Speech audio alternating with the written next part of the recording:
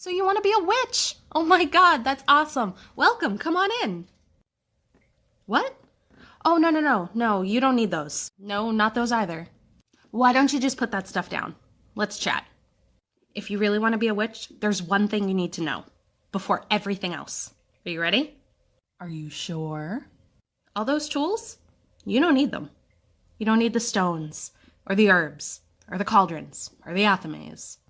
But Aradia, I hear you say, you work in a witchcraft store. Why are you telling me I don't need the stuff? You do need the stuff, but there's a trick to use the stuff, and you need to learn the trick first. See this burn bundle? I could burn it and wave it in my face all day long, and it's not going to cleanse shit unless I want it to. Witchcraft is about will and intent, and if you don't know how to focus and feel and sense and manipulate that energy, you could use the most expensive tool in the world, and it's not going to do shit for you. So if you want to be a witch, you need to start with energy work before you get into the rest of the nitty-gritty. Bloody Mary here. Me and Marie, another New Orleans voodoo tip for protection. Behind your front door, put a coconut. It can just be a coconut, but you should talk to the coconut. And actually, you should pee on it too. Here's a 2021 calendar of all the full moons we're going to have this year. While new moons are a good time for manifestation, full moons are a good time for cleansing, letting go, releasing the things that no longer serve you, healing and shifting of energies, moon water, cleaning your clear crystals, charging your crystals. Great time to do all of those things is during these full moons this year. Next post will be about new moons. How to make a sigil, Baby Witch Edition. The first thing you need to do is write out your intention.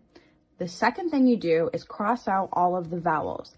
I consider Y to be a vowel. It doesn't matter. Do what feels best to you. Rewrite the leftover letters like so.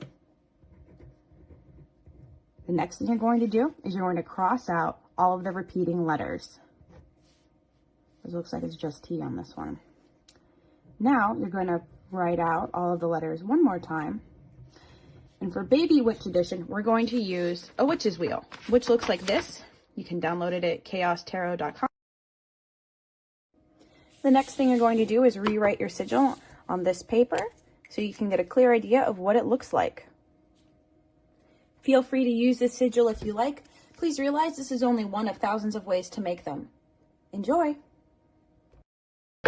Hi, Bloody Mary, New Orleans voodoo queen, and it's me and Marie. This is my Marie Laveau shrine, and she's always over my shoulder in spirit form or in shrine and altar form. So we're going to make a voodoo doll out of Spanish moss because that was the local ingredient, the mystical ingredient that the Native American Indians taught to all the people that came here. Folk magic to folk magic blended, it became known as voodoo, and everybody dabbled in an aspect of it. Okay, I'm just going to wrap this really quick. You blow your intention for the visualization and your breath, the breath is the soul, into the doll. You tie your two sticks that you get from flower trees.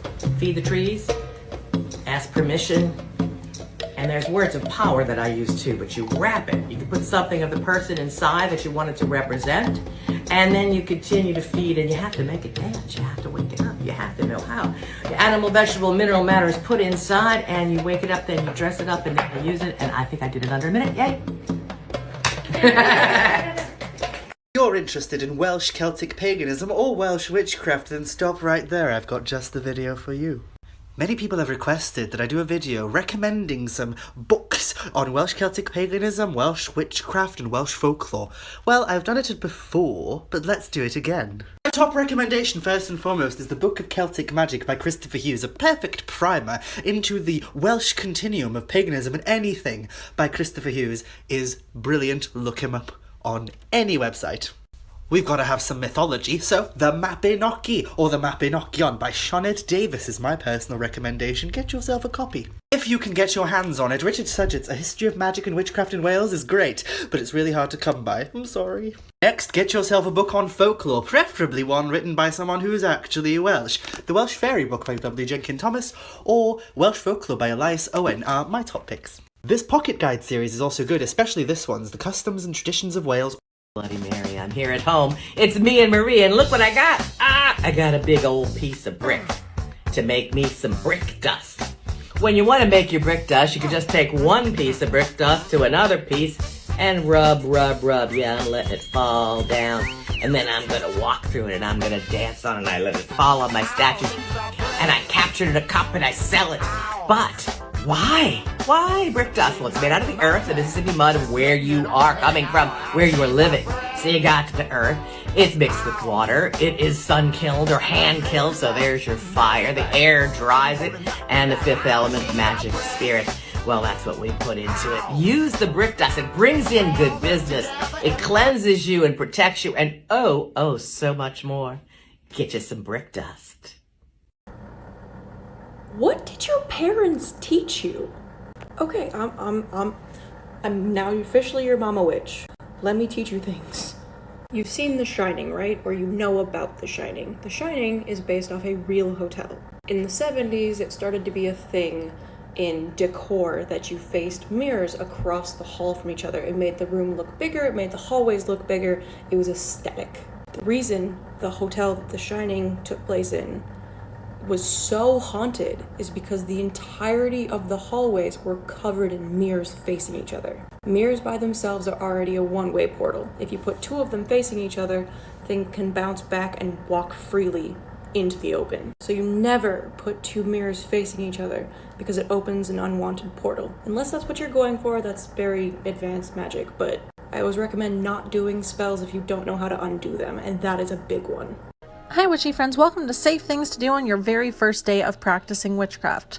Start by grounding yourself. Walk barefoot through the grass and picture the negative energy leaving your body with every step. Next, research plants and what their magical properties could be, and how to respectfully take these plants. Start researching all the different books that you could buy to start learning. I got most of these from either Target or Barnes & Noble, and there are so many things you can buy. Also, consider getting an animal that you love. Mine is chickens. If you have access, go to a crystal shop and physically hold crystals in your hand. Pick the one that feels the lightest, the best, something that brings you joy. See if it's for you. Also, research why the frick azurite was $10 for this tiny piece. Set up a small travel altar. This one was from Target for $1. Next, make some moon or sun water. I just have this clear vial that I got at Target for $5. I fill it with tap water with the intention of capturing the energy from the sun or the moon.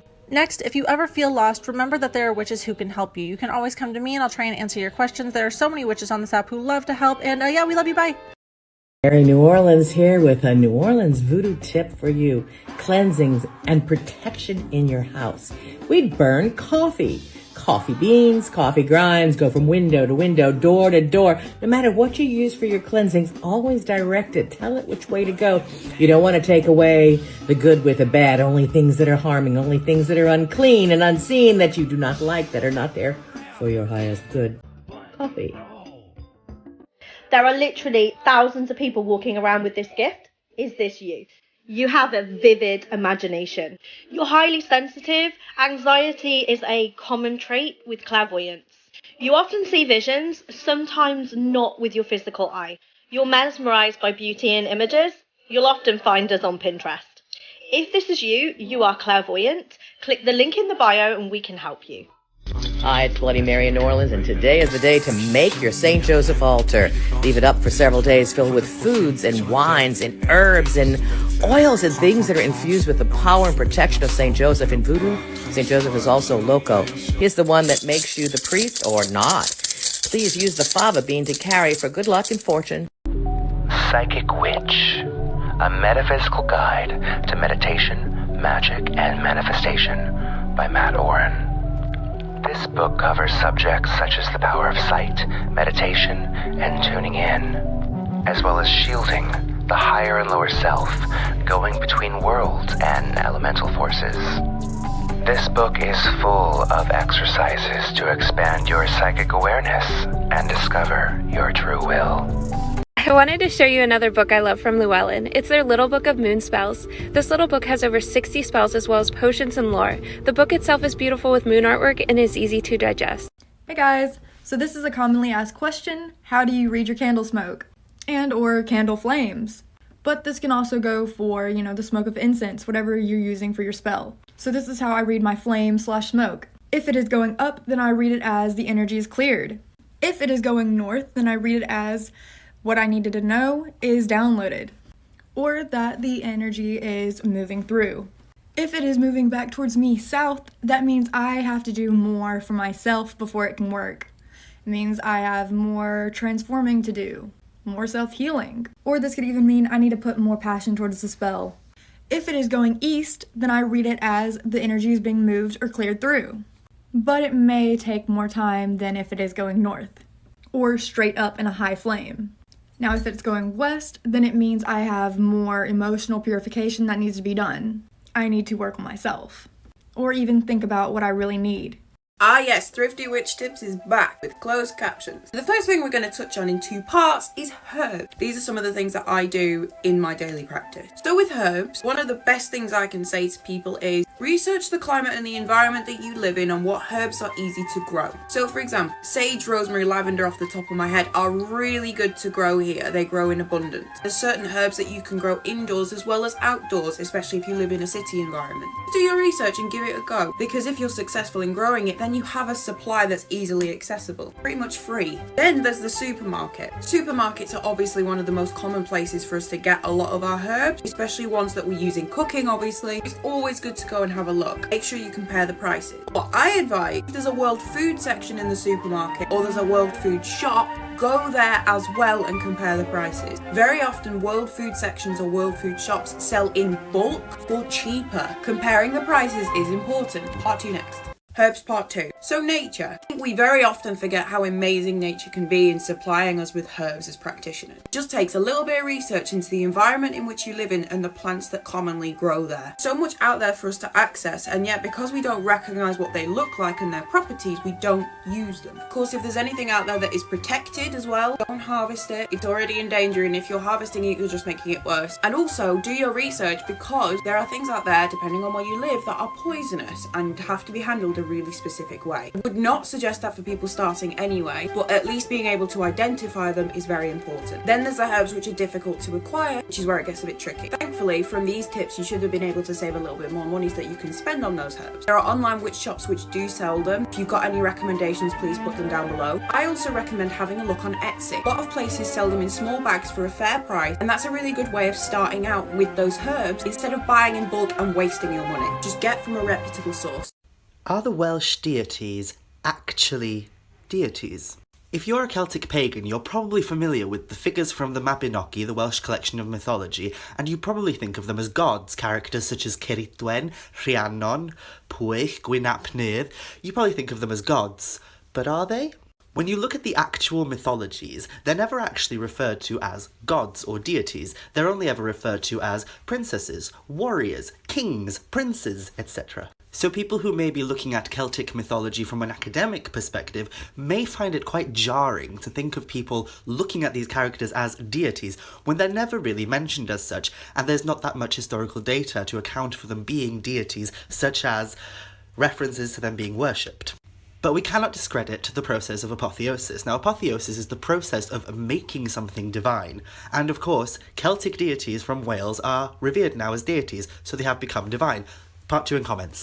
So if the Welsh Celtic gods were not gods originally, they certainly are today because they're revered and worshipped by many, many Celtic pagans. However, it must also be remembered that the manuscripts we have of these tales were recorded by monks, and not pagan monks. But the stories themselves are actually much older than what was recorded by the monks. They may be based on something much older and much different to what we know of today in the form of the Mabinogi. So though characters such as Rhiannon may not be a goddess from an academic perspective, she may be based on something much older, and there's a lot of hints within the Mabinogi that they're not quite human. I mean, I don't know any humans who can outrun men on a horse without going any faster than a trot. But even if there is no antiquity behind the idea of these characters being gods, that doesn't make them any less authentic as gods today. I'm a Welsh woman and I see them as gods.